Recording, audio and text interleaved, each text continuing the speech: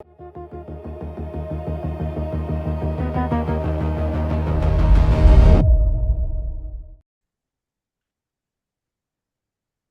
everyone.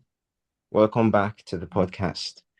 Today's guest is Guy Morris, a former Fortune 500 technology leader with 38 years in software, high tech, and global energy, including early stage AI implementation long before it became mainstream. He's also a published songwriter with Disney Records, a patented inventor, a Coast Guard charter captain, and now a multiple award-winning author of intelligent thrillers inspired by real technologies, global politics, religion, and recorded history. Often compared to Dan Brown and Robert Ludlum, Guy blends deep research with gripping storytelling, exploring the real-world implications of AI, power, and belief. Guy, welcome to the show. It's a pleasure to have you. Blessed, thank you so much for having me. It's an honor. So yeah, before we kick things off, for my audience, can you just tell us more about yourself? We usually on my podcast, I and my listeners, we tend to, know more about our guests beyond their expertise, their accomplishments, and their accolades. So you can just tell us more about yourself as a person and as a human being on planet Earth.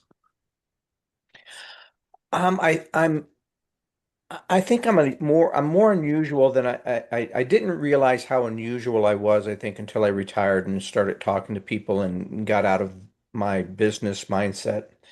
Um, but my journey in life started as a homeless runaway at age 13. And as difficult as that was, it taught me self-reliance and survival and taught me how really early how to distinguish someone who was lying to me and someone who wanted to help. But Yes. I was able to, I got the blessing. God changed my life. He sent a major change to me, even though I had never I just got a GED in high school. I never graduated high school, but I got an Wow. opportunity to go to college. And which I thought, and the fact that the college would let me in, I thought, well, my gosh, I thought college was for smart people. They'll let any idiot in. But I thought, okay, well, I'm the idiot, so I'm good. This is my my chance. Yeah. So I saw it as an opportunity from God to change my stars. Yes. And so I worked tirelessly. I was married, I had a toddler, I had to work enough to pay our rent and buy food and take full college credits. And even with all of that, I was relentless in I guess let me put it this way. I knew that unless I succeeded, I would go back to where I started, and that wasn't acceptable. Yes. So I only had one real choice, and that was to do whatever I had to do to get there, short of anything immoral. Yes. And and so I worked hard, but I graduated with multiple degrees. I got a full scholarship to graduate school, a internship at IBM without even interviewing. I was accepted into Harvard, and I got a lot of other accolades because in my effort to outshine. And let me phrase it a little bit this. Let me put it give some context to being one of the reasons I was homeless at 13 is because I came from a very difficult childhood. And Yes. one of the many things, and I don't like to talk about it, but one of the many things that occurred during that time was I was told repeatedly that I was stupid and worthless. And so for me to go to college was um to my mother's eyes was an insult to her. And so I had everything going against me, and the only thing that I had for me was the fact that I knew that this was my only chance I was going to get in life to change my life, Wow. um, to change my stars that much. And so I pushed everything into it. And so the reason I succeeded so well was I had designed I'll get a little, I don't want to get technical, but a macroeconomic model, basically a big complex systems model that predicts the economy. And Yeah. they're similar to the same kind of models that predict climate change and all. They're fairly complex models, and they're the same types of models and algorithms that we use today for artificial intelligence. Only back Yes. then we had to load all the data by hand, and we had to write these massively long, complicated interconnecting algorithms by hand, and then do punch cards and run it through the computer at the data center, and then do that like 1,000 times before we could get it right. It was painful. But I was determined, and I had made a bet with my college dean that if my model could beat everybody else in the school, that he would recommend me for a scholarship because I really wanted to go to graduate school. Yes. Um, and so he agreed with the bet, but my model beat everybody in the country, including the Federal Reserve. Wow. Wow. And the reason why it did is because I had based it on a unproven theory that I had relative that basically that trying to figure out how to simplify this. The theory of productivity. So Yes. in the 80s and 90s, you heard a lot from the US, you probably didn't because you're in Africa, but the US Federal Yes. Reserve Chairman talked about this miracle of productivity of technology. So the concept is that when you buy a computer, you've spent X thousands of dollars on buying that computer. That's good for the economy. And then you're going to buy software. That's good for the economy. But here's the real Yes. trick. It's going to change how you do your work, right? Especially when it was the Yes. first computers. So when we were seeing mainframe computers enter big banks and big institutions, and then we would see thousands of people being laid off, but then costs going down. We were seeing all these things that didn't make sense before we understood the productivity of technology purchases. So the Yes. idea is that when you purchase that computer, yes, there's a direct economic impact that you're measuring in the cost of the machine, but what we weren't measuring at the time was the value to the economy that would ensue from buying that machine, the new businesses that would start, the new opportunities that would start, the new services that would start because of that machine. We weren't anticipating those things well. And so Yes. that was the set of algorithms that I wrote. So that Wow. got my entire career started. Wow. That's so beautiful. So Wow. I got graduate school. I got my first job was with IBM and then with Burroughs and then with Occidental Petroleum and eventually Oracle and Microsoft and I spent most of my career implementing new technologies and experimenting and being that change agent into the business. And I was technically an accountant for many of those things, but I was a lousy accountant. I was a bad accountant, but I was really good with the machines and learning how to translate what we had to do into the computers and made a number of different headways there and ultimately got into strategy realms with mergers and acquisitions and environmental policies with an oil company and then consulting and sales and my career just broadened but because I was an innovator and not afraid to take risks. Yes. I would often be given the assignments where others had failed. Wow. And it was, okay, Guy, your job depends on you succeeding where others have failed. And so it became sort of a high pressure scenario most of my career. But I enjoyed it. I enjoyed the intellectual challenge. After a Yes. while, I got to build my own teams. They'd say, well, that's never been done, so we're going to let you go do it. Who do you want to hire to go help you? Right? So I would get to build my own teams, which was amazing, great privilege and opportunity. And and it was a great career. But what I didn't realize, at least not at first, and then in bits and pieces, was that the traumas that I had endured during my childhood carried with me. Oh, wow. And I didn't realize until my late 50s when I was finally diagnosed with complex post-traumatic stress.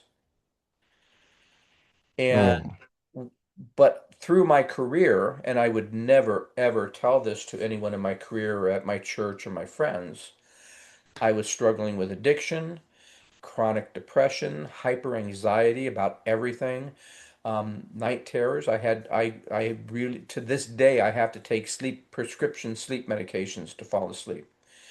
Um, Oh, and there was a lot of emotional issues that it had created in me that resulted in me losing my first marriage and alienating my daughter. And my son and I still get along, which is a blessing. My yes. second marriage was a gift from God, a pure gift from God, because I was a miserable on my own. But I spent 10 Yes. years being a single parent, which was the hardest job I'd ever done.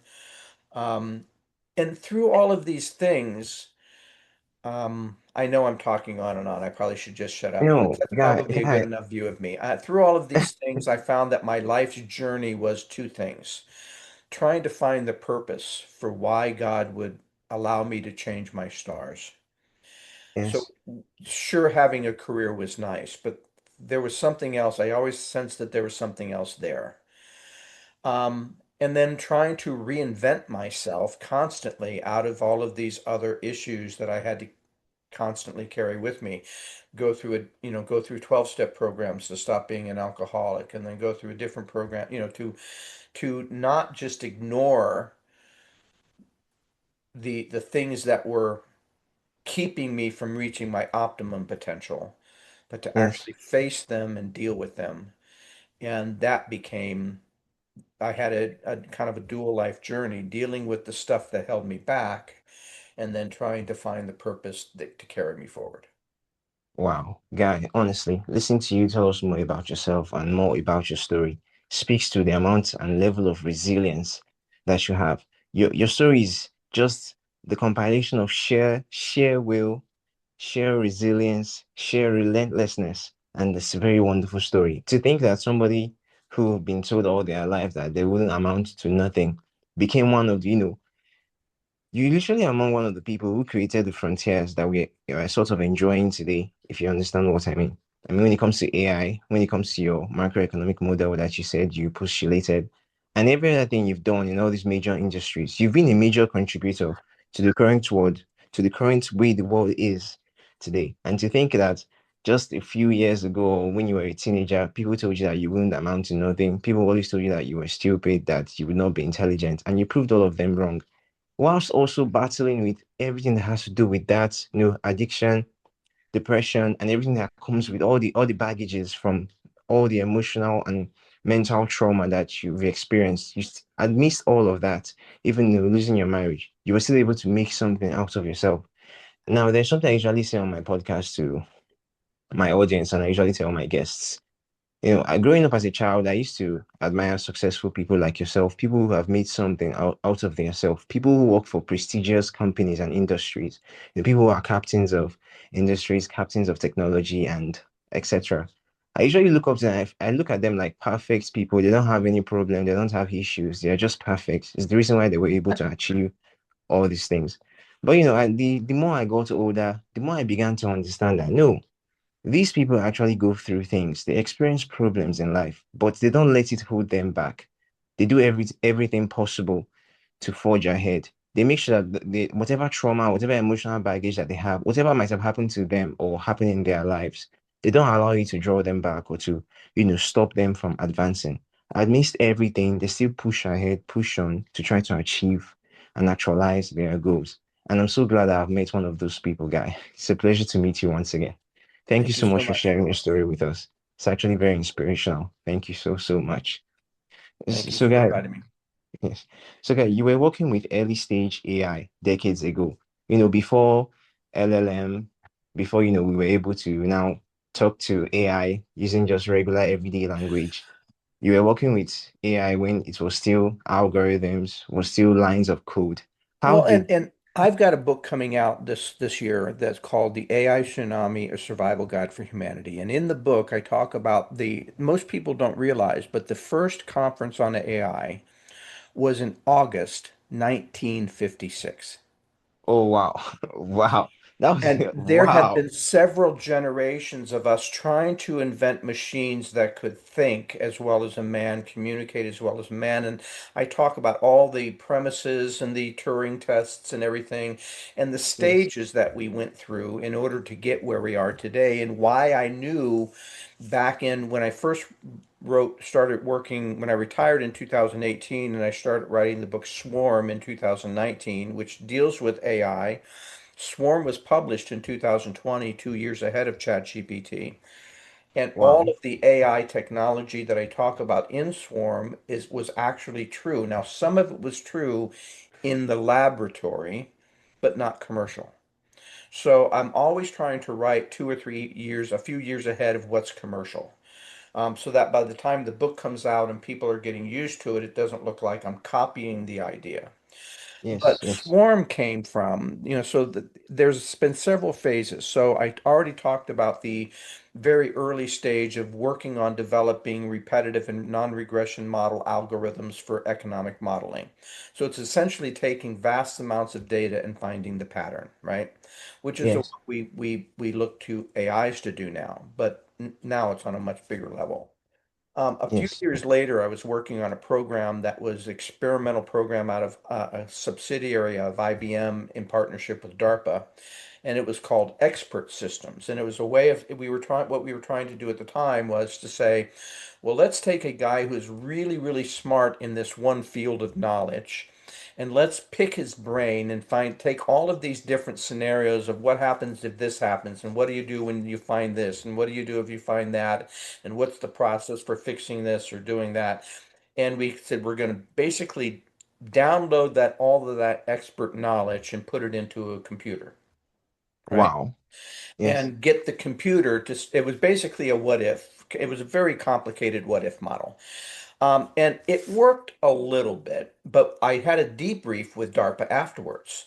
And we talked about the things that were wrong with that model that needed to be fixed for us to really get this intelligence thing um, managed. And one of them was became the advent of big data. Now, big data has become going from an individual database to these what Google has became rich on, which is these massive amounts of information about everything everywhere on the internet. Basically, of the knowledge of everything, right?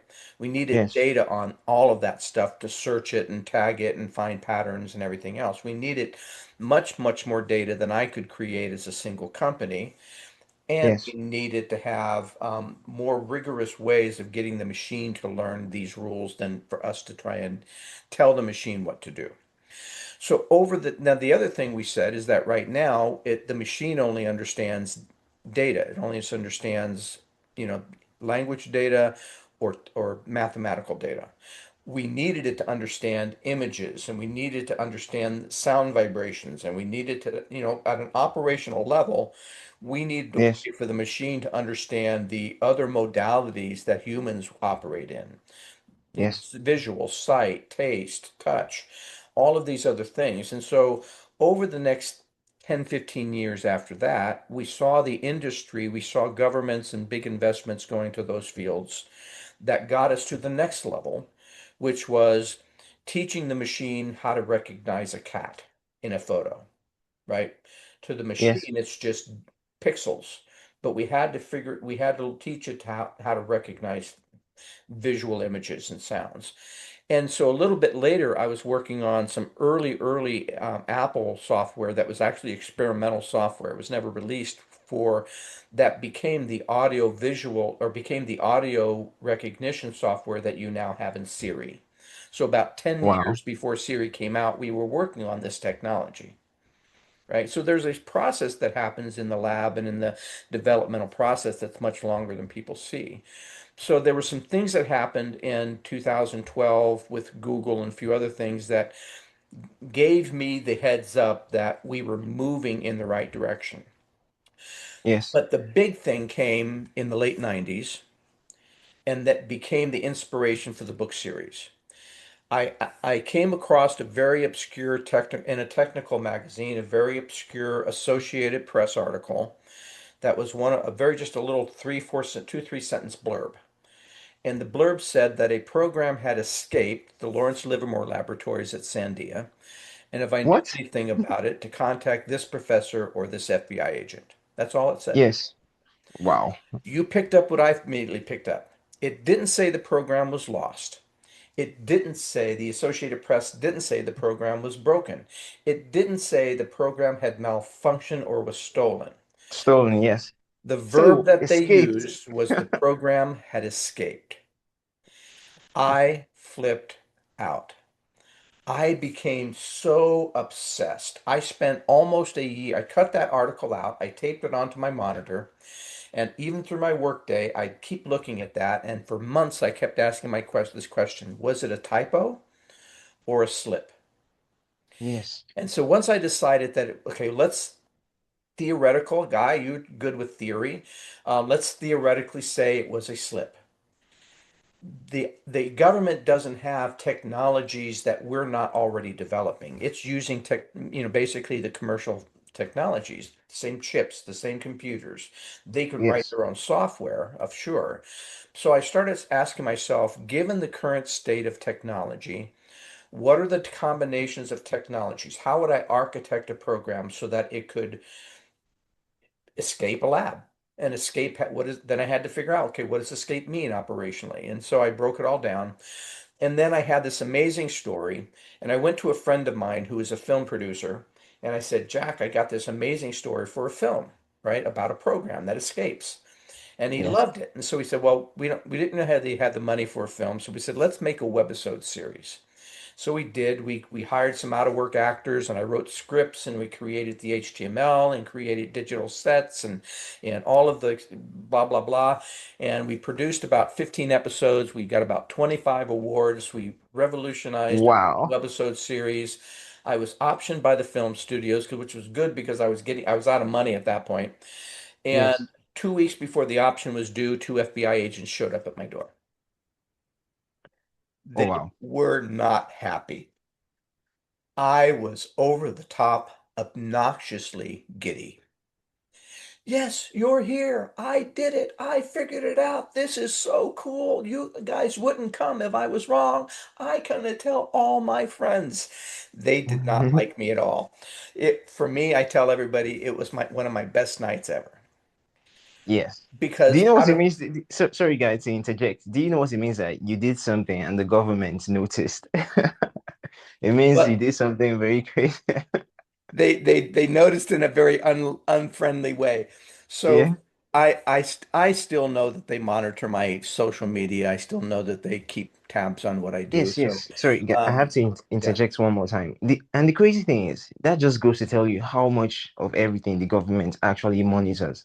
Because imagine they show us at your door, they show up at your doorstep. Is it not mind-boggling? It means they've been monitoring you right from day one. The moment you received that email, you received that message, you were being monitored ever since. And it's Well, the reason why they were able to track what you were doing to an extent. to be fair, I had just decoded their top secret missing program Yes. and was telling a story about what the program was doing now, like after it had escaped.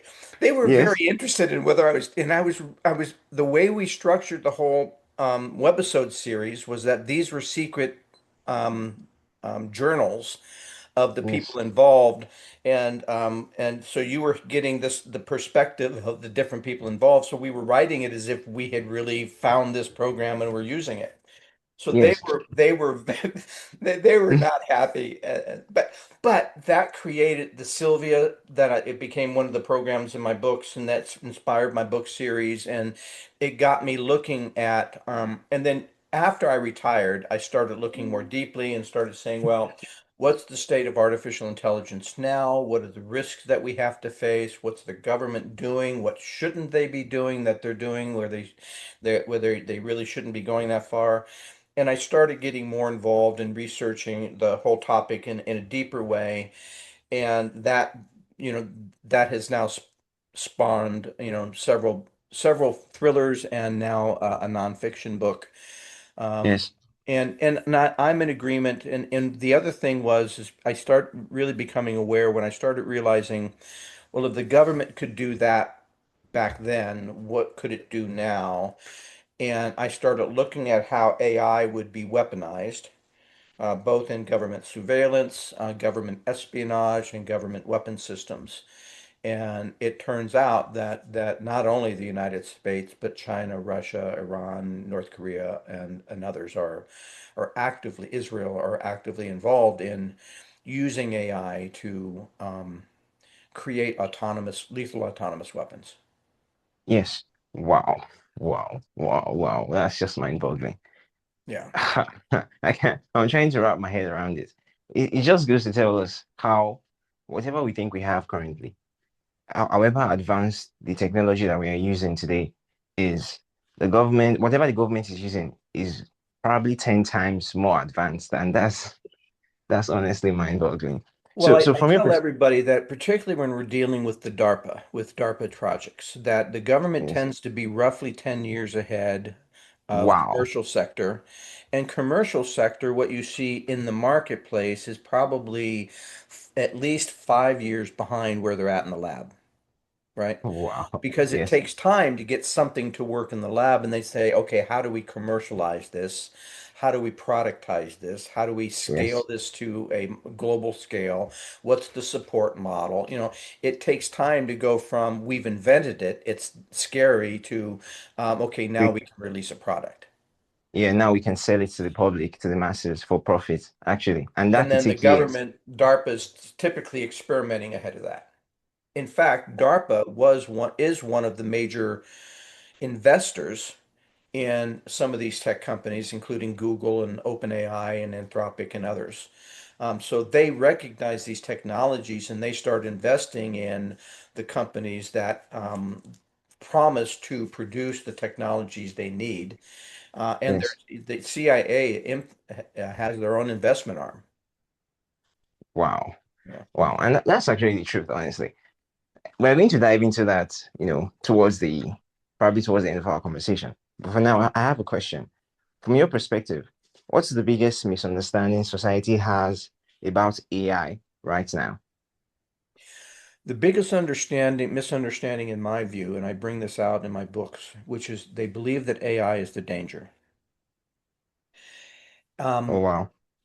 AI there's obviously risks with AI, and there's I will say that we really do not know what we will do when we build a machine smarter and more connected, more capable than any human on the planet, because machines have a way of getting a will of their own, and these Yes. AIs have certain defects. So there are risks there.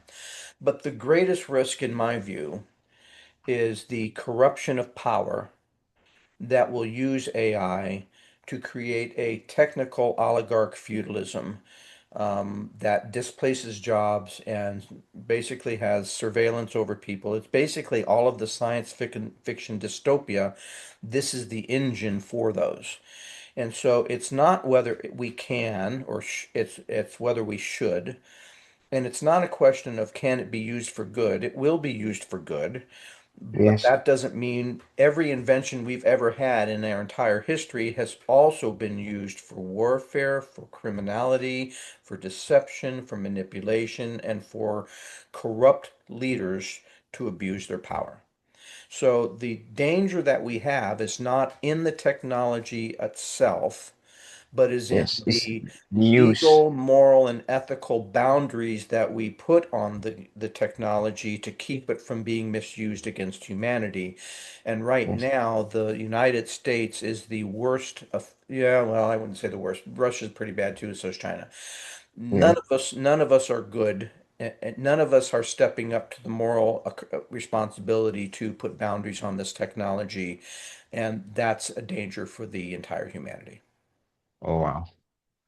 Oh my God, that's crazy. Now, you focus heavily on AI's impact on politics, economics, and religion. Now, I understand why you would focus on politics and the economy.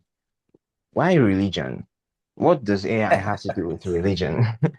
Um, Yeah. well, there's actually a number of different angles to that. Let's the one that I talk about and I introduce in the book is the connection between AI and biblical end time prophecies. So I just released a book in January. I took a break. I've been writing nothing but fiction books. So my belief is that one of the best ways to help people understand what's going on is to tell them a good story about how it could go wrong. Yes. So my fiction books have been based on real technologies, real politics, real situations, and then some what could go wrong scenarios. But I decided to spend last year in 2025, I decided to write two nonfiction books. Now, in my fictional books, I introduced the premise that I talk about the dangers of AI, the corruption of our geopolitical systems, and prophecy in plain sight. The prophecy in plain sight part is based on a framework that I've developed over 40 years or so of how Wow. to interpret prophecy without all of the layers of dogma and allegories and mistakes that others are making. So because of my dysfunctional childhood, I have a real difficult time grappling with people who I think are lying to me. But if I think they're lying to themselves, if I think they're just misunderstanding something complex, Yeah. if I can't trust them to give me a clear answer, I go figure it out myself. And so for years, was going to church and I would hear people talking about prophetic times and prophecies of the end time, but I kept hearing lots of misinterpretations. I would hear biases. I would hear people trying to predict the future with their biases and misinterpretations. I would hear these wildly creative, almost paranormal explanations for things. Yes. And there was a part of me that said, no, either one of two things are going on here.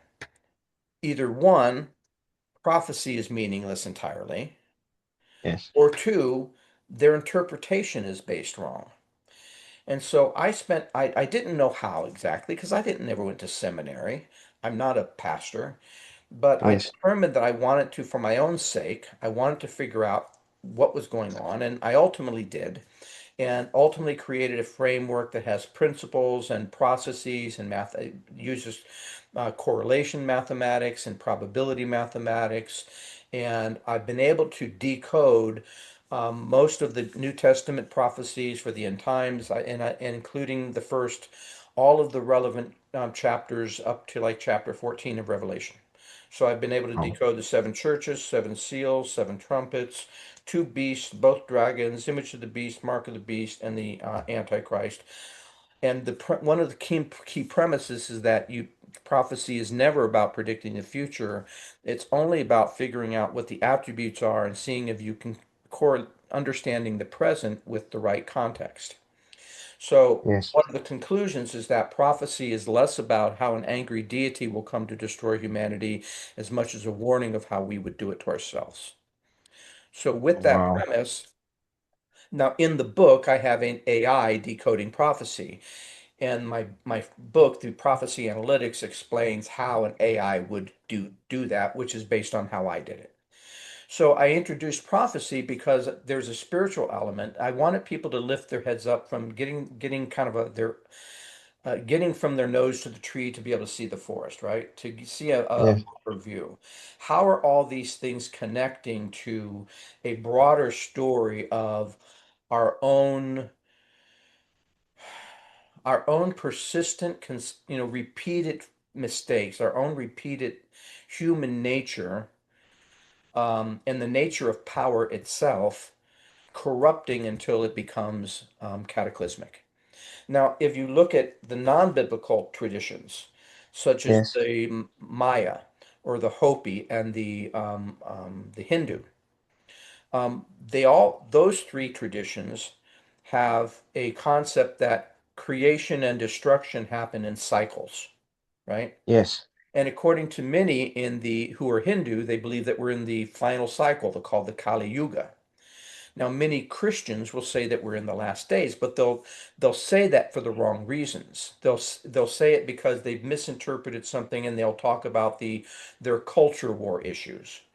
But they won't go into the corruption of politics, and they won't go into what technology means and financial systems in the broader context. So I've been Yes. able to use my training in economics, my experience in international oil and gas and technology, my experience in consulting with governments, and I've been able to kind of put this into a framework that says if I ignore the allegory, I can break down the characteristics of a prophecy and then look to historical or documented factual records to see have we complied? Can we correlate to that attribute? And if we can, Yes. what's the probability of that event happening? And then what if I can take all of the correlated attributes and develop the cumulative probability? So that was why I chose prophecies, because I didn't want a typical science fiction dystopian feel. Yes. I wanted to get this all back to our humanity. Yes. What does this, okay, the world is ending. You could also have somebody tell you you have a cancer diagnosis and it's untreatable, right? There's a prognosis that we have, and we're now given the choice of how to respond to that. Yes. Yes. And so Actually. if I'm talking about the things that are really happening in politics that are not looking good for anybody, if I can talk about the things that are happening in economics and in AI, the things that are not going to look good for most people except the super wealthy, there has to be a spiritual, emotional, a human response to that. Now, I did not want your typical James Bond, answer of shooting everybody. Yeah. I wanted to have a more, um, I'm going to say spiritual, but I'm going to be more specific to say the teachings of Yeshua, Yes. kind of characters who are going to respond. My main character, so for example, will not kill even under duress. He'll Wow. hide, he'll deceive, he'll distract, he'll wound maybe, he'll disable you maybe, he'll run faster, he'll get away, but killing is just he just doesn't really feel like that's his thing. Yeah. It's like Batman. But like more like Batman, right? Yeah. We're just going to be smarter than you and beat you that way rather than use a bunch of guns and bombs and try and take that approach. And so Yes. that allows me to explore more of the human, more of the softer, humane parts of why we do things, right? Yeah. What Yes. causes a hero to be a hero when there's no thanks involved? And so it allows me to also allow the world to introduce these concepts to people of how these things that are happening in the world correlate to biblical end time prophecy without telling them how they should respond spiritually. I can, because each of my characters are taking different choices. I know how Yes. I've responded, but that has to be an individual response, right? Can't be something I tell you what to do. And so I chose prophecy because it connects everything together. There has to be Yes. a response. It has to be something and I wanted the response based on something spiritual and human, humanity, and that seemed to fit the bill. And the fact is it's true. So, for example, the program that I developed, the cumulative Yes. probability of all of the correlations I've had, including the current correlation of somebody who's like 18 out of 20 attributes of the Antichrist, which is 100 million, a probability of over 100 million to one, the cumulative probability of everything, including the seven seals, seven trumpets, and everything else, is over Yes. 3 trillion to one. Oh, oh, oh, oh, oh, wow. So that says that either my math is really wrong, but even if it's off by a factor of a million, that's still an enormous number. Yes, actually.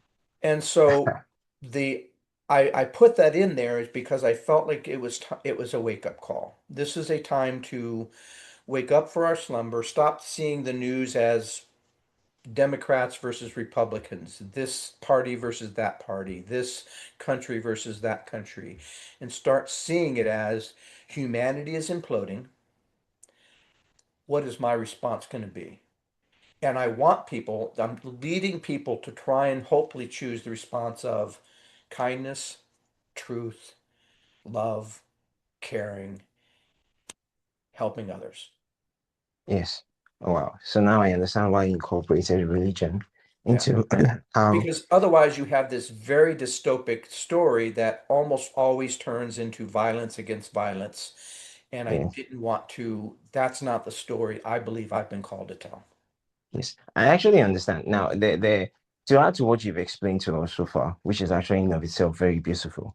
There was a conversation I was having with a friend one time, and I told him that the reason why I think, we have religion is because of the fact that some people cannot develop a moral compass on their own. They do not have the self-awareness to develop a moral compass. So religion is in of itself a kind of like a template, if you will, that teaches people how to be moral. This is my own opinion. I am open to be corrected. Oh, So, well, I don't think there's a correction. I think everyone, this is one of those things, everyone should be entitled to an opinion. I don't think there's a right or wrong. okay. I think there is a truth to that. I think that there is a, how do we get along in a civil society in a way that we're not hurting each other to our own detriment. Yes. And we can do that on a small communal level, right? And we have religions largely do that at the relationship level. We don't Yes. do that well at a international, national, global level, right? That's where power corrupts and absolute power corrupts absolutely. It's the Yes. nature of power that does that to people. But I think there's another element in my view, and I spoke about this in my book. I alluded to it in my book, The Image. All of the scientific theories of physics, string theory, the theory of relativity, quantum theories. Um, there's another one. I'm forgetting the name of it. I'm having a late at night mental block. Sorry. All Yes, it's the okay. various physics theories postulate multiple layers of the universe, right?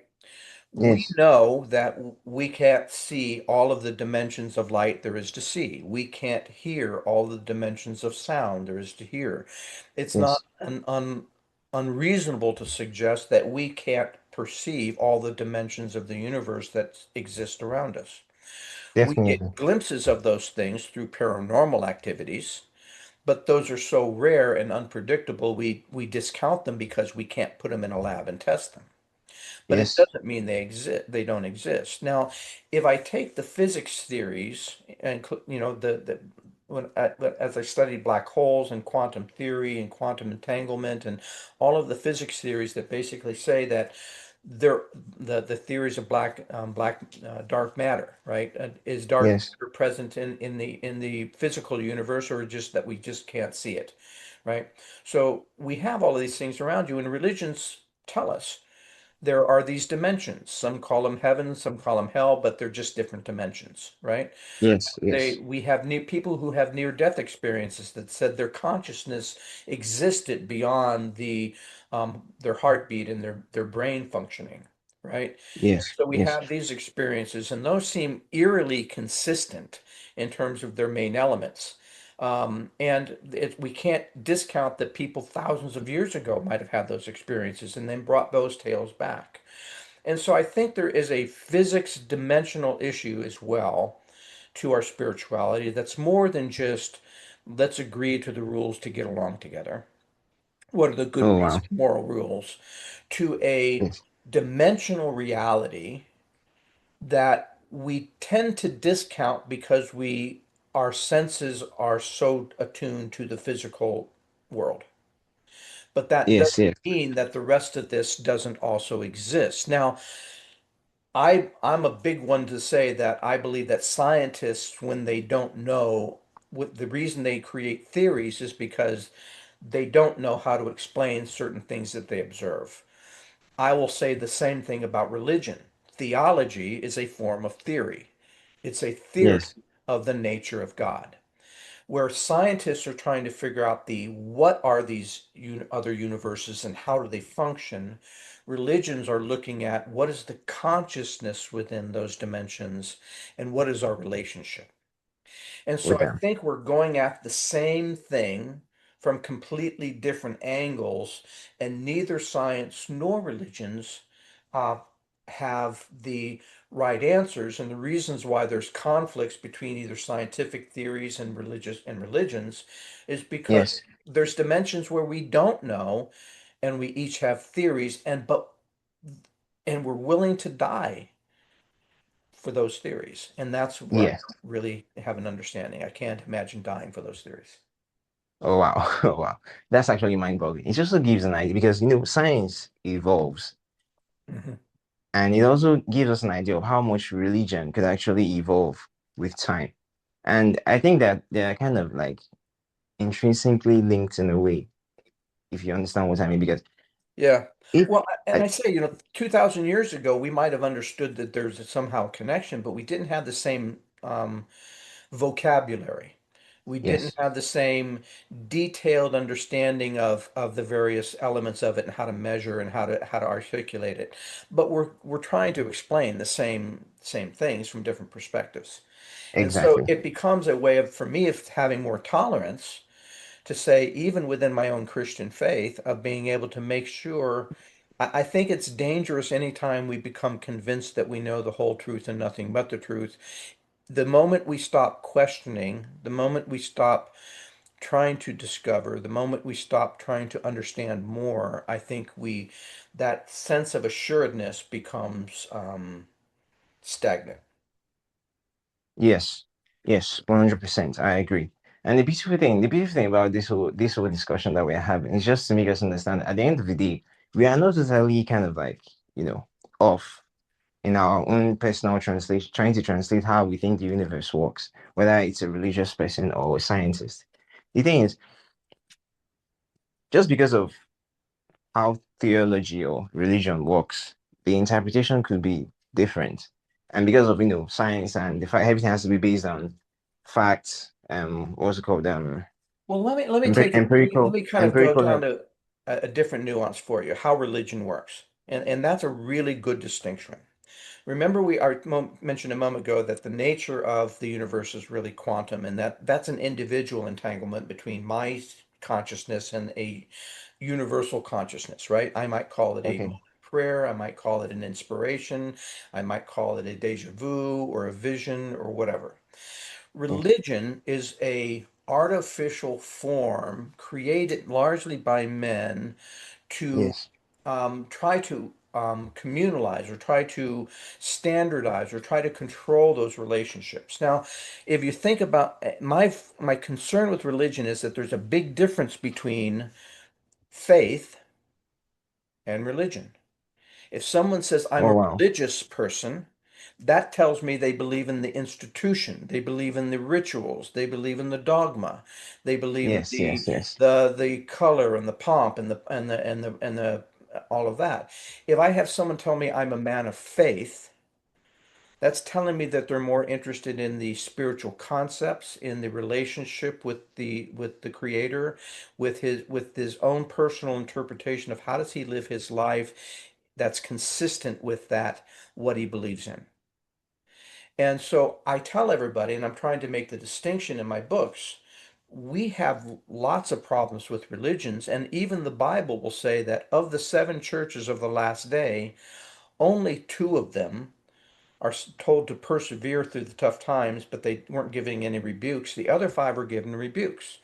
One of them is given a rebuke that basically says, God, if you don't change, God's going to spit you out of his mouth. You're basically worthless to him. One of them Yes. was even told that God was going to fight against them, right? So when we Yes. deal with religion, religion is the cause of corruption, wars, murder, abuse. Religion is a human institution that is typically almost always in how it gets institutionalized becomes a power structure. And as we mentioned, power corrupts. And so Yes. religion is the false human version of trying to replicate an individual's experience of faith. We Oh should wow. always look at the religion as the human institution, but try to get down to what is the individual experience of having a moment or turning into a person of faith. There's a difference, and that's what we need to focus on. Oh wow. Thank you so much for that, guy. That actually clarifies everything. I was unintentionally mixing up, religion and faith in a way. But now that you've explained and you've kind of broken it down for us, it actually makes a lot of sense. Because at the end of the day, religion is also the tool for control. And it's what the world powers and the governments actually use as a medium of control to control the people too. Bingo. Aside, every other thing, the propaganda, the politics, and the food and the education and whatnot. Religion is one of their major tools that they try to use. And if you're not a religious person, but you're a person of faith, you would actually kind of exempt yourself from that whole, control and whatever you might want to call it, which is actually very good. So, Yeah. moving on, having worked inside major corporations like IBM, Oracle, and Microsoft, how prepared are these institutions for what is coming? Now, before you answer, I know for a fact that you explained to us that there's a chance that they could actually take AI and turn the world into a dystopian, world or whatever. But then again, now they understand for a fact that if care is not taken, the use of AI could turn the world upside down. Now, I would believe for a fact that they definitely would want to prevent that. So how prepared do you think they are for what is coming? Oh,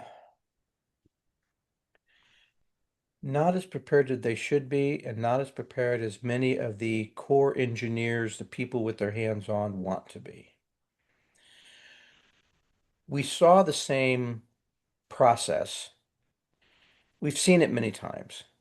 For years, we were told sugar was great for us until we realized that it was making us sick. Yes. I can show you advertisements from the 30s and 40s of babies smoking cigarettes, doctor Yes. recommended, I remember that one. right? Yeah. I was in the boardroom at the oil company when we first started talking about the issue of oil, CO2 emissions and climate change, and I was a eyewitness to the to the decision to basically cover it up. Wow. We know that guns are violent, and we knew years ago that social media could lead to social or mental illness. Yes. We're in the same dilemma with AI. There's too much money on the table for the investors and the governments and the people who want to use it. Remember, Oh, it isn't the issue of the technology itself and the good for it, humanity. What's driving it is the will for power. And so there's yes. $1 trillion of investment right now around AI, and every single one of those dollars is not for the good of humanity, it's so they can get a return on the investment. It's for profit. Yes. So Wow.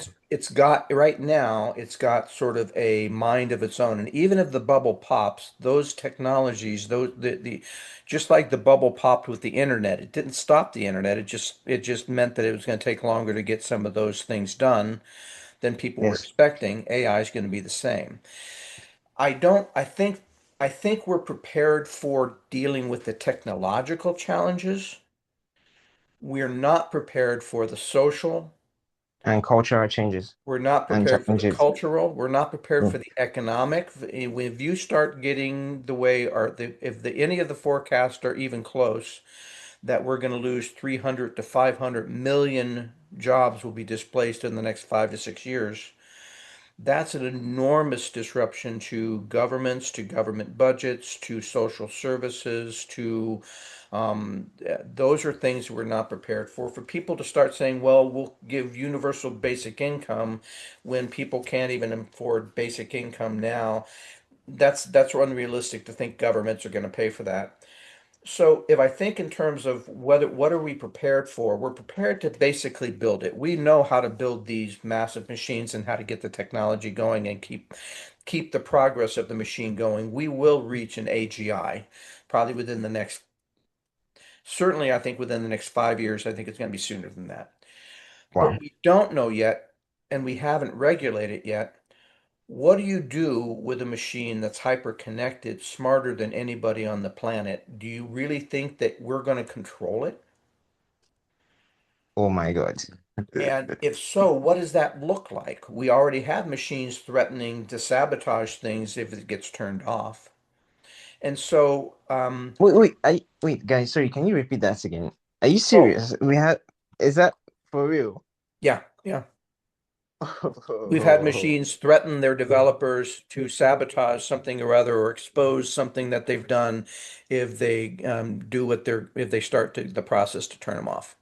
If they pull the Now, plug, and essentially. it's not as easy as just turning your computer off. These are massive data centers with thousands and tens of thousands of individual servers running off of huge amounts of coolant and everything else. To shut down Yes. a machine like that, you can't just shut it down. You've got to actually shut down one of those servers. Those each of those servers has to have go through a shutdown process. It would take it's to shut down an entire system would take days. And so for Oh, the machine to know that what you're starting and be able to interpret, if it understands language, it can, and here's what the program that escaped the NSA could do 15 years ago, could yes. basically interpret. You turn on a camera on your you turn on your webcam without turning on the light, so you didn't know it was on. Turn on the Yes. phone on your telephone turn on your telephone mic, but didn't tell you it was on. If it knows how to Wow. interpret language, it can listen to what you're saying and knows what you're saying.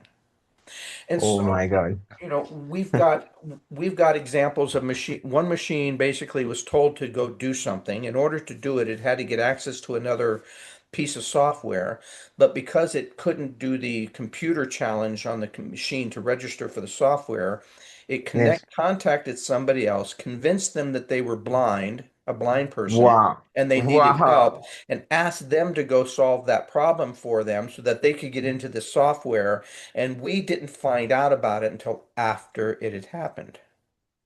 What? So Oh, we're oh my built. God. So are we prepared? The answer is on a broader scale, no. And that's why I'm writing my books.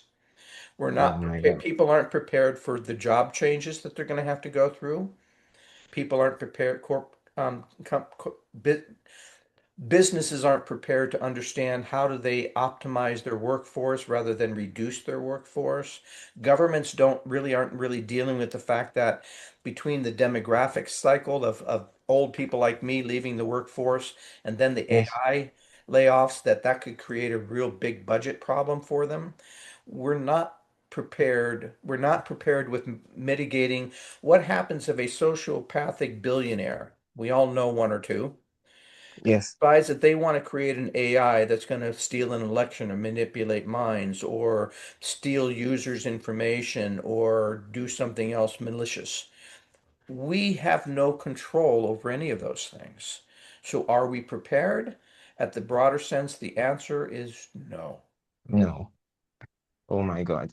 So guy, it's fair, it's a fair assessment to say that the premise of those dystopian AI movies are actually not far-fetched. Well, there might be farther in the future, they might be the extreme situations, and I'm not saying we're going to reach those extremes. We might have some minor things at first. We might have an AI weapon go crazy and hurt people.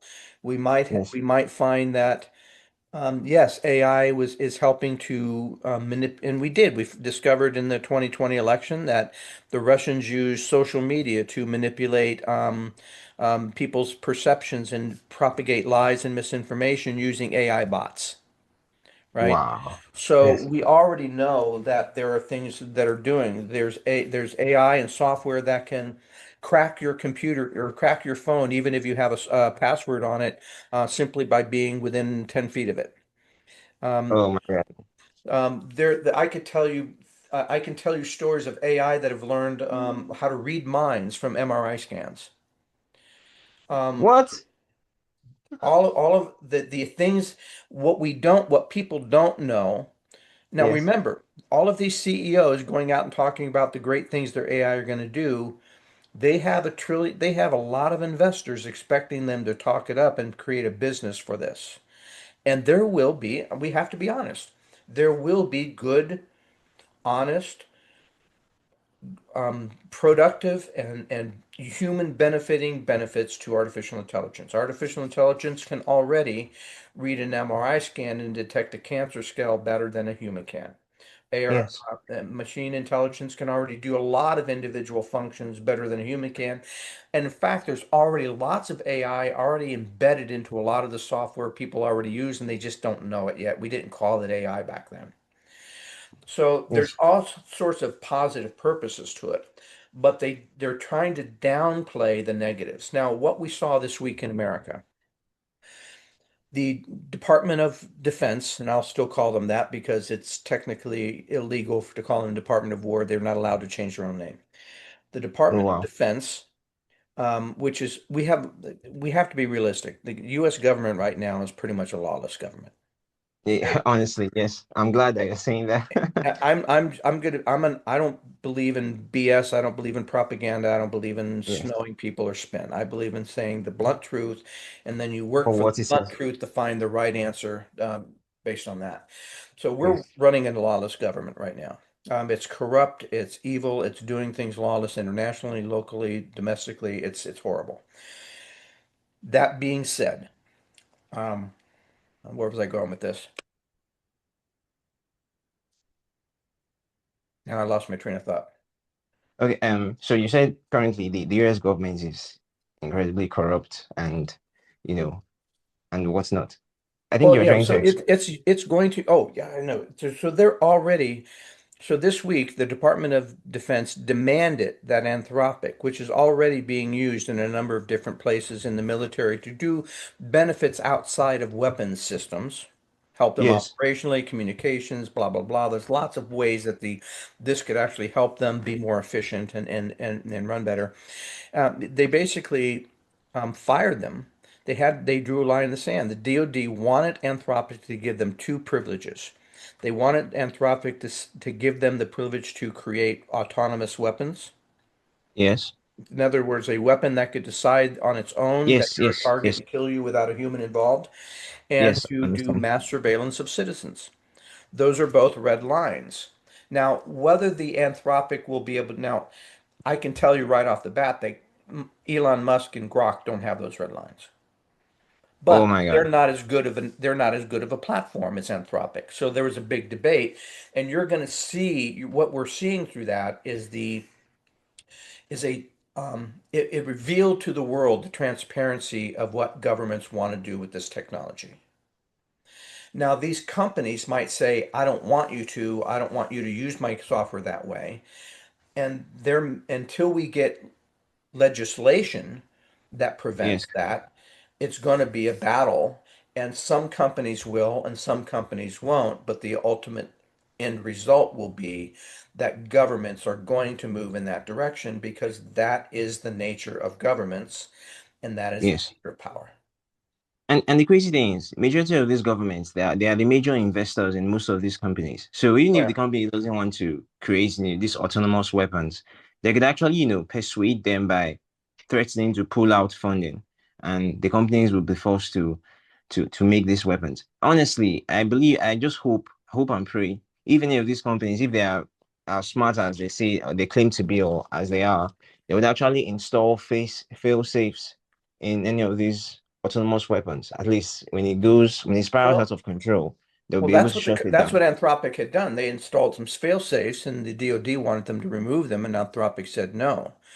But Yes. sooner or later, there's going to be companies that say whatever, sure. Oh my God. So and so we're not there's on multiple fronts, and that's the point that I've been trying to make now for 8 years. On Yes. multiple fronts, it's not whether the technology is good or bad. It's It's how we use whether it. we're willing to get ahead of the problem, whether we're willing to get together internationally and nationally and put together treaties to say these are the red lines that we will not cross because it First, crosses the good of humanity. And right now, there's not a single major government on the earth that's involved in AI that's willing to agree to do those that. boundaries. And And it's that's honestly crazy. And, and and it's now we been have that situation now for eight yes. years. Oh my God. And currently, and the thing is, what has been happening over the past few years are just lots of distractions. Now, currently, it was initially, I think it was the death of Charlie Kirk and a few other things going on. Currently, now it's the war surrounding the Strait of Hormuz, the war between Iran, Israel, and in fact, the war in the Middle East currently, that is just because of the Strait of Hormuz, if I'm not mistaken. And honestly, I don't even know. I don't think anybody would have the time to be paying attention to, the threats of. Nobody's even noticing the threats of AI. Everybody just concentrating on currently on. oil. How do we get the oil? Because 20% of the world's oil comes from the Middle East and passes through the Strait of Hormuz. And currently that's what everybody is just concentrating on. Also the war in Ukraine and any other, global activity currently going on. This particular issue with AI isn't going to be something until it's probably too late. And I'm hoping it doesn't get to that point. Oh my God. Well, and so as I said, and it's going to be more of a human issue in the long run. It's going to be how it's used. But you Yes, asked earlier about how AI fits in all that biblical. Um, think of so. Let me go back to my prophecy book. yes, If we think about it, before we can define the image of the beast, we have to be able to define the beast. Now, the beast that was described had 7 heads, 10 crowns, and 10 horns. And yes, there's been all kinds of crazy, you know, psychedelic drug-driven answers to that question over the centuries. yes, yes, And one of the things in my principles that I developed in my framework was that prophecy is not about telling the future, which means that it only makes sense to the people who are living in the time because they're the only ones who have context to what it means. yes, So yes, I go through a whole lot of other things to basically build up that we are in the end times and what were the triggers and what was the starting points and all that stuff. But when we come to the beast, it was fairly simple, clear to me that the beast of 7 heads is the G7. The 10 crowns are the 10 monarchies that still exist within the EU systems today. And the ten yes. horns are the 10 financial centers around the world through which 65% of the world's economy flows. Oh Now, wow. if you take that beast and then you look at what the internet reflects, it's an image of that beast. So people could never understand an image of the beast until they understood what the beast itself was. Or an image is a What? reflection. It's a picture. It's a duplicate. And so we've reached the point now where virtually every business, every church, every government setting, bankings, our commerce, our all of our how we pay for things, the world operates through this infrastructure that we created, that I helped create, um, but now that I realize it, that's Yes, I the understand. I image understand of totally. this beast system that we've created that now manages our lives all the way from cradle to grave. And that beast Yes. system has now been infused with the ability to speak, to see, to hear, and to act. So the Wow. image of the beast that can speak blasphemies is what we see now as our global internet with AI infused into it. And I tell everybody, we shouldn't be fearing the image of the beast. We should be concerned with the beast that it reflects. Oh wow. Wow. Oh my God. Guy, you've honestly enlightened me about a lot of things. Honestly, I am not a religious person. I'm a man of faith, yes, but I've never been religious because it didn't make sense to me. Especially in this part of the world, because religion here, honestly, there are so many fallacies surrounding it. In fact, I don't want to go into details, but I'm sure you understand. You must have I heard a understand. thing. I understand. Yeah. Yes, you must have seen a thing or two or heard a thing or two. So it's honestly crazy. Yeah. It's just a few people in my country that are actually not religious. Yes, we believe that God exists. It would make sense to believe because the way the universe is set, everything is almost in balance. Everything works in tandem with each other. So it would make sense to understand this was definitely designed by some metaphysical being, which in of itself should be God. But whatever we are practicing, the methodologies we're trying to use and reverence and search for him and look for him over here, especially here in Africa and this part of the world, it's just rubbish. There's no need for us to go into that. So, you said you explained to us how, because of a movie, a series you released, the FBI, they came out your doorstep. You got their attention and even some of your books too. Then you found them at your doorstep. So how close are we to technology in general? AI and everything spiraling out of control. How close do you think we are? Can you give us in the space of how many years do you think it could actually get to a point where probably it may be too late? Here's my advice to everybody in AI, and I put it in my book. Yes, One of the reasons I wrote the book is that people are always afraid of things they don't understand well. So I created a book that helped people try and understand what it is and what it's not, so that they don't start thinking of it as this evil thing, right? yes, The machine itself is neither evil nor benign, but like humanity, it reflects both, right? yes, Now, what we should be concerned with is, and I experienced this. I started my career. My college days were when we had big mainframes and I had big terminals and all that kind of stuff. When I started my career, there wasn't a desktop, even at IBM. There wasn't a single desktop on any desk in the entire business. Wow. Everything was done by hand. We had typewriters, we had spreadsheets, and we did Yes. everything by hand, and then we input into the big mainframe. So I was there through, I've been involved in the technology industry from the time of first introducing personal computers into the world, all the way through all the other major phases. And I had a great career, not because I was the best accountant, like I said, but because I Yes. embraced the technology that would enable change. I became an agent of change.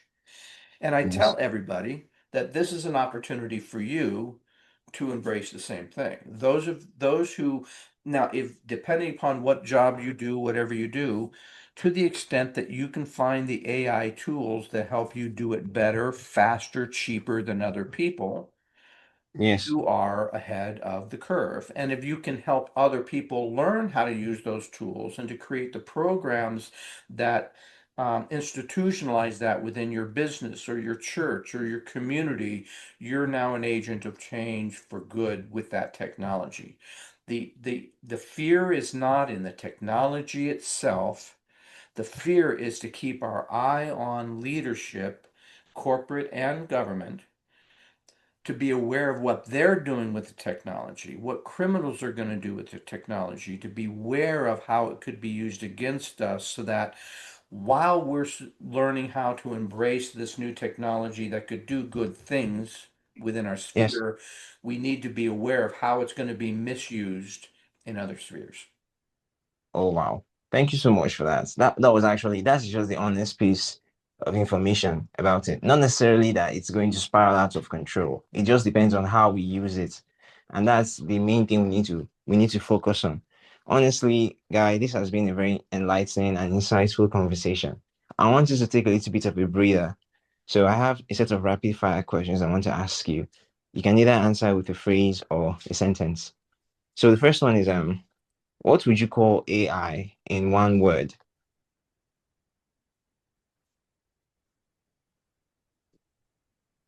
Um, I'm trying to think of the right word. There's one Okay. word that I have that's now slipping. It's 2 o'clock in the morning for me. So if anybody's listening, I'm just slow. Um, Okay. I want the word that keeps coming to my head, but it's not the one I really want, is pivotal. Wow. Okay. Okay. Okay. Okay. So the next question is power without ethics becomes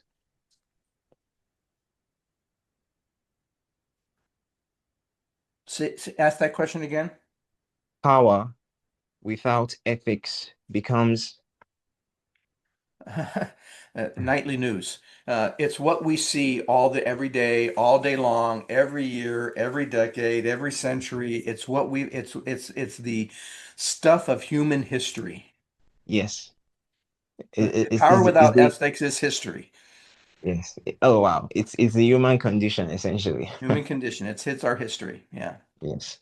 Now, of course, you've said numerous times that the technology in of itself is not dangerous. It's what it is used for that will, tell us if it's dangerous or not. But then again, I did prepare this question, so I still want to ask it. Mhm. The most dangerous technology is, depending on how we use it, the most Dangerous dangerous technology. technology is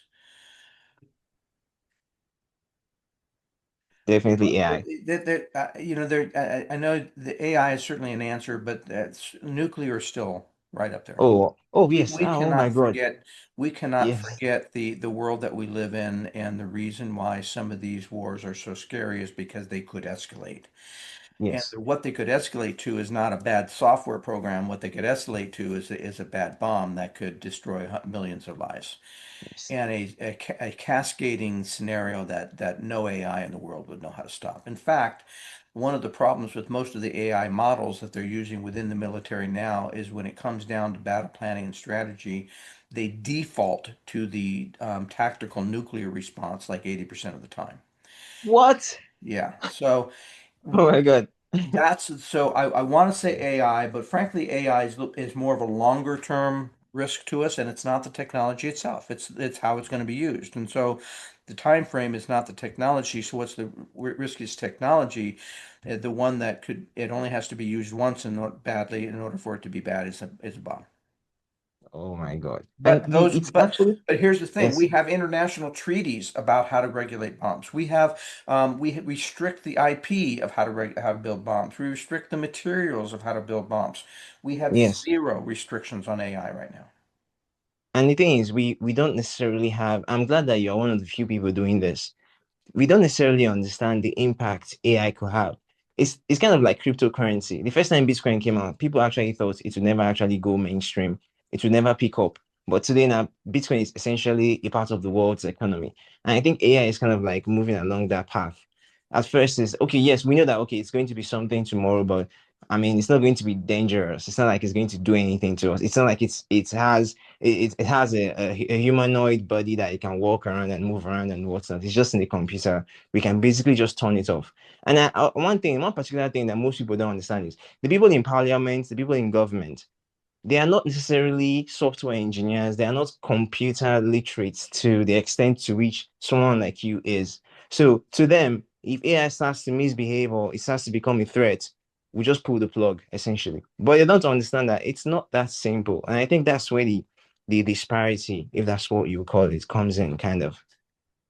You know, the Siri on your phone is based on AI. The GPS in your navigation has AI components. There's, AI components in how the cellular systems are managed. It's baked into a lot of things that people don't really realize already. Oh And wow. as I said, there's good things and bad things. Yes. Learning how to use it better in different things. The language model was a big thing because we think, we talk, we communicate in language. Getting the Yes. computer to talk our language rather than us trying to talk its language was a big major step. But that Yes. just simply is the user interface portion of a lot of other intelligence going on.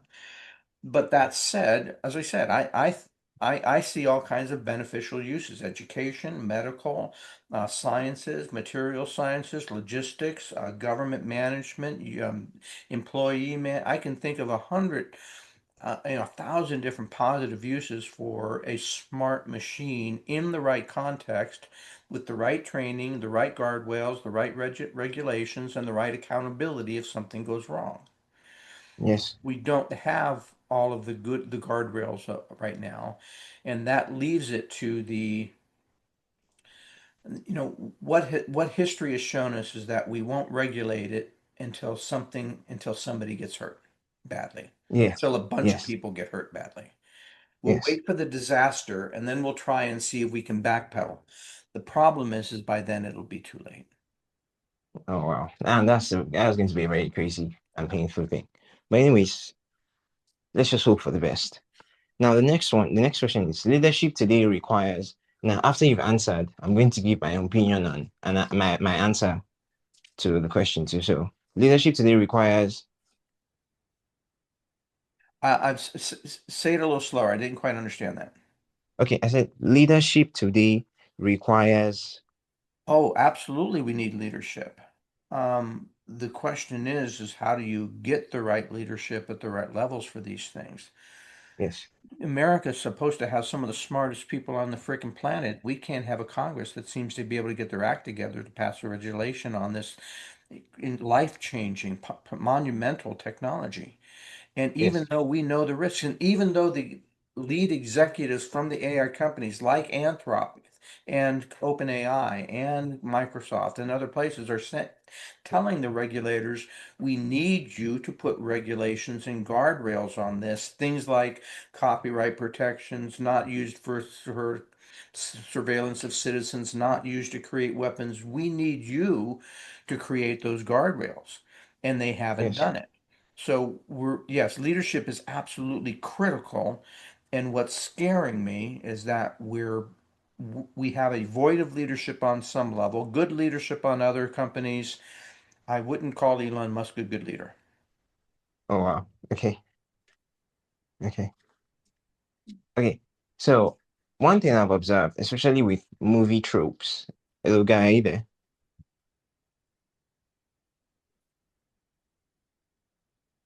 Movie troops? Oh, sorry, movie tropes, like tropes from usual tropes they use in movies. Tropes. It's usually kind of like this. You have a company, kind of like, the major companies, some of the major, maybe Google Hmm. or Tesla or what have you. Now, then you have the president of a country. The president doesn't necessarily understand how the capabilities of the technology that this company is trying to create. He doesn't understand it, and he doesn't even try to understand it in depth.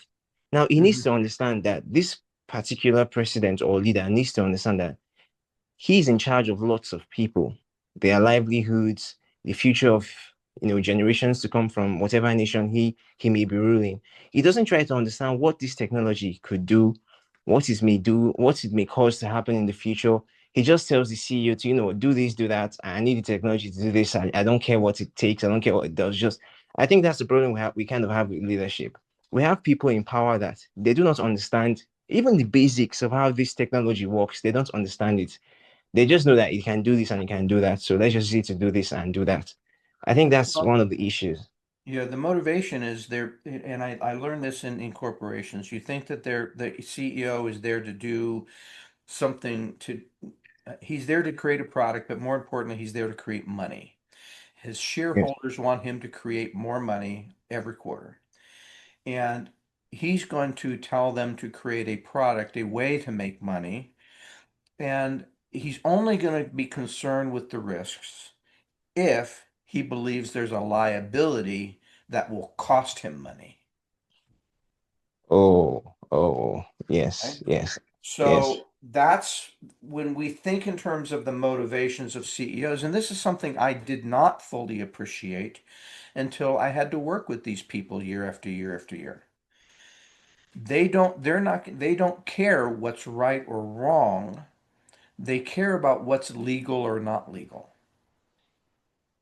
Oh, right? wow. Wow. Can you imagine?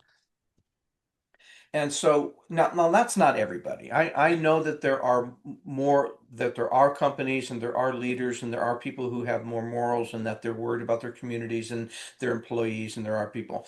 But I'm just Yes, saying that at the highest level of the pyramid, right? yes, yes, With interlocking boards and people who are, taking home bonuses in the tens of millions or more, people that are internationally recognized, people like the Bill Gates and the Elon Musks and the, and that tier, the Peter Thiels and the of business.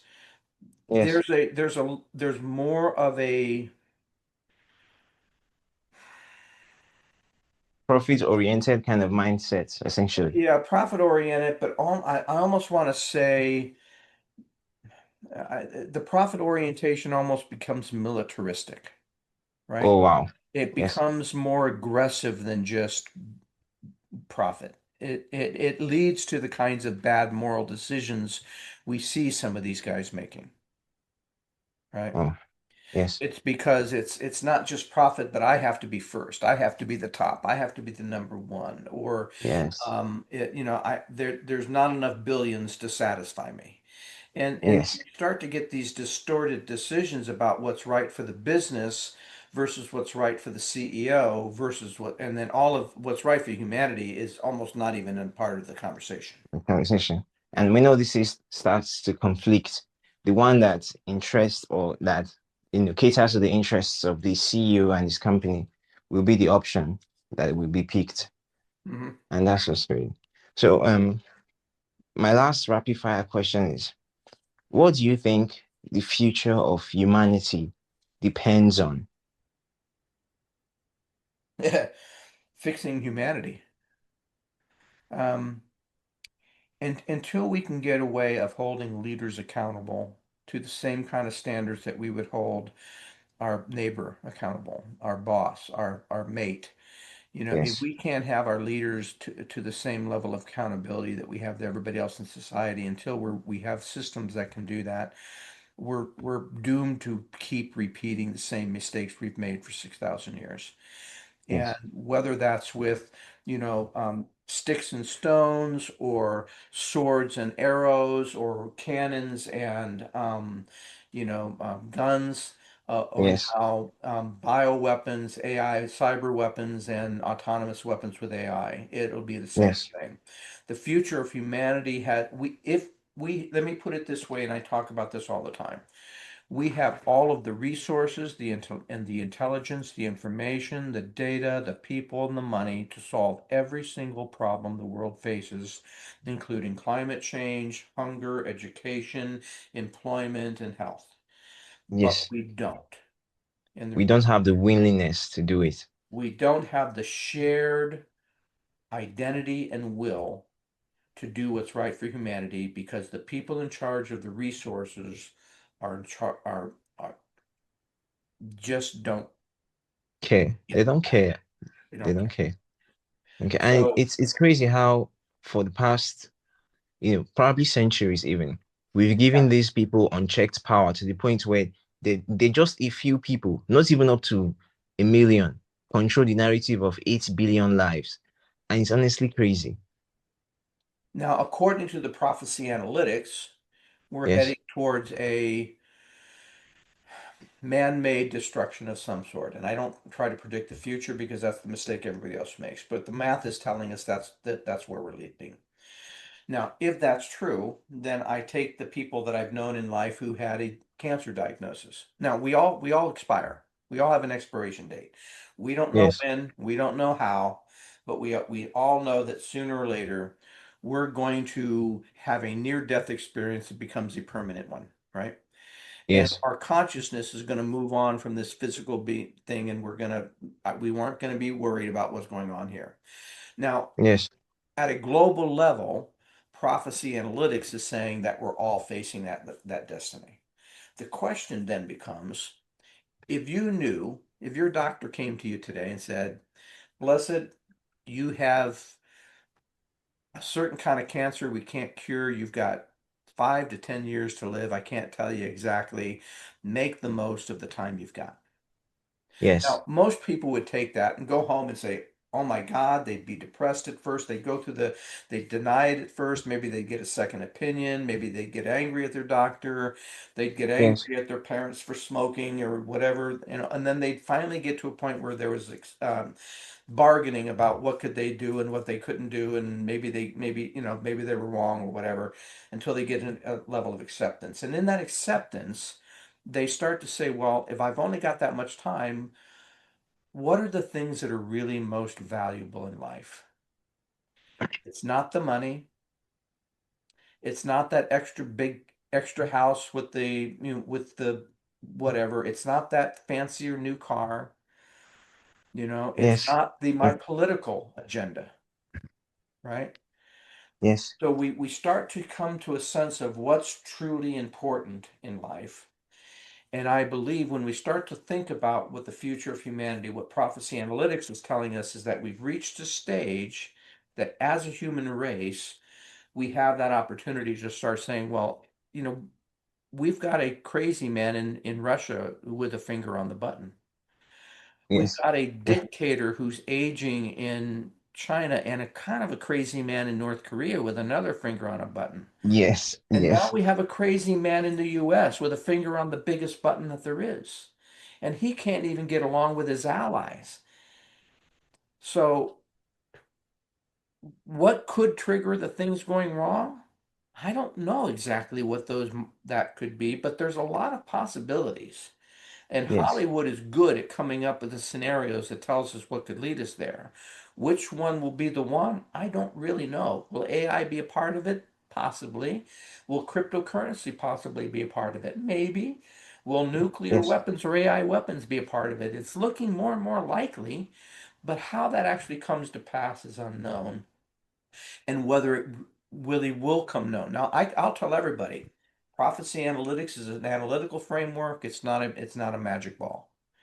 And while it's telling us that all of these things correlate, and this is what it looks like, we're the stage of the world's existence, the Kali Yuga that we're at, Yes. concept, um, and that forces us to make individual choices. I could be wrong, but even if I am wrong, the idea that we start to take this time when the world is changing radically, when AI could displace 500 million jobs, when economies, most countries are at a breaking point of debt that could break economies, when we're now getting more fractured from even the US is now fracturing the world with this tariff baloney.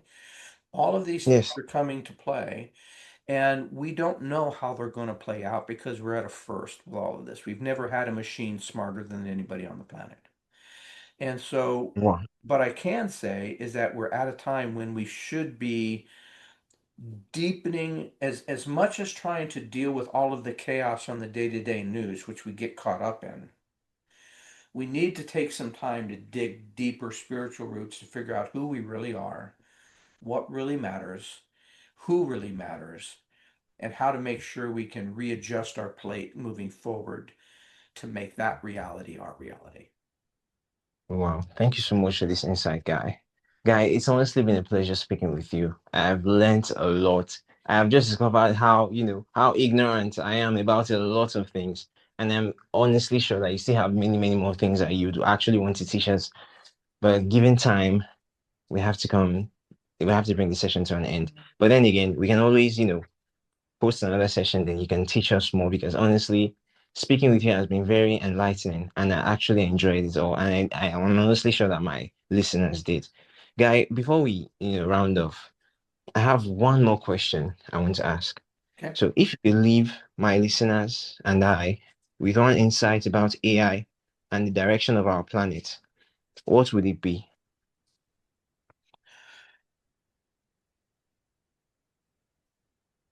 Sometimes we have to die in order to learn why we live. And Wow. by that I mean that sometimes we have to die to ideas. We have to die to ourselves. We have to die to past relationships or past hurts, past wounds, um, to forgive to them. Sometimes we have to figure out. I've spent a lifetime trying to figure out how to die to the things that made me an angry boy leaving home at 13 to become a man who could face himself, scary as hell, Yes. and change. And so sometimes we have to die in order to learn how to live. And as we're coming into the most dramatic time in the world, we may have to die to our preconceived notions of what the future might look like, what our nations might look like, what technology and jobs and career, and what the state of the world. I know I've grown up in a lifetime, I'm 70 now, and where the United Wow. States was a moral, ethical leader of world democracy.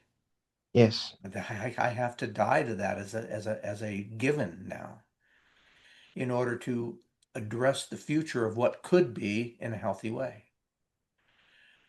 If I hold on to those things in the past, if I try to hold on to that thing that's dying, it only brings me down. So I have to sometimes learn how to die before I can learn why I live, why I should live. Wow. Wow. Yeah, it's honestly been a pleasure to speak to you. Thank you for taking time out of work in the middle of the night to enlighten I and my audience. I really, really appreciate that. Thank you so much for your wise words, your wisdom, your insights, and your expertise. It's been a pleasure listening to you, and I would really, really love to do this again whenever you're opportune. Thank you so much, Guy. And Thank please, you, Alex. yes, Thank where you. can my listeners, connect with you, learn more about your work, get your Well, book? you can go to my website. It's a good place to start. GuyMorrisBooks.com. All of my books are there. The fact versus fiction for my books are there. I have a videotape of me talking about AI that's on there.